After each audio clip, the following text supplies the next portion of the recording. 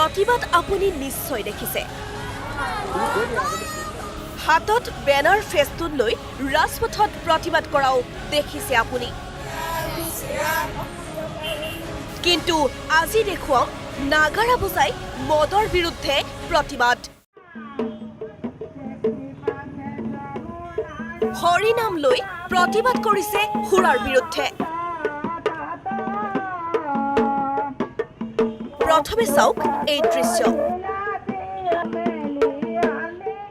সন্মুখত নাগাৰা আৰু তাল লৈ ৰাজপথত বহিছে এওঁলোক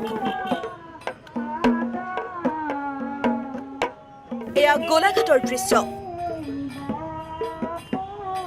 গোলাঘাটৰ উপায়ুক্তৰ কাৰ্যালয়ৰ সন্মুখত সুৰা বন্ধৰ দাবীত একত্ৰিত হ'ল গোলাঘাটবাসী অৱস্থান ধৰ্মঘট কাৰ্যসূচী ৰূপায়ণ কৰি প্ৰতিবাদ সাব্যস্ত কৰে সুৰাৰ বিৰুদ্ধে মদমুক্ত অসম দাবী সমিতিৰ উদ্যোগত শনিবাৰে এই প্ৰতিবাদী কাৰ্যসূচী ৰূপায়ণ কৰে এওঁলোকে অবৈধ সুৰা বন্ধৰ দাবী জনাই প্ৰতিবাদকাৰীসকলে